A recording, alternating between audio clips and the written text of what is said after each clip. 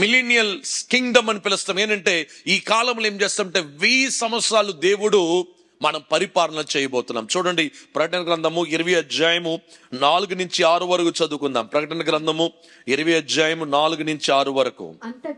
అంతటా సింహాసనములను చూచితిని, వాటి మీద ఆసీనులయుండు వారికి విమర్శ చేయుటకు అధికారము ఇయ్యబడెను.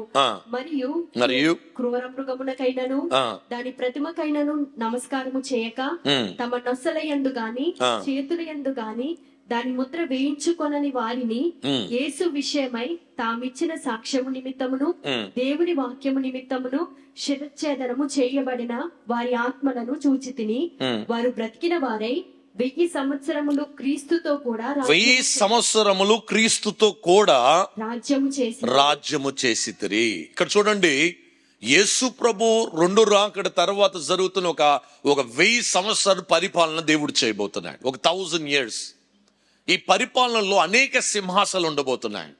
యేసుక్రీస్తు కొరకు పరిచర్య చేసిన వారు, యేసుక్రీస్తు కొరకు గొప్ప గొప్ప కార్యాలు చేసిన వారు అందరూ కూడా వారికి ఏలుబడి చేయనట్లుగా దేవుడు అధికారం ఇవ్వబోతున్నాడు. ఈ లోకంలో ఈరోజు సాధారణంగా ఉన్నవాడు మొదటివాడు కడపటి వాడైపోతాడు, కడపటివాడు మొదటివాడైపోతాడు.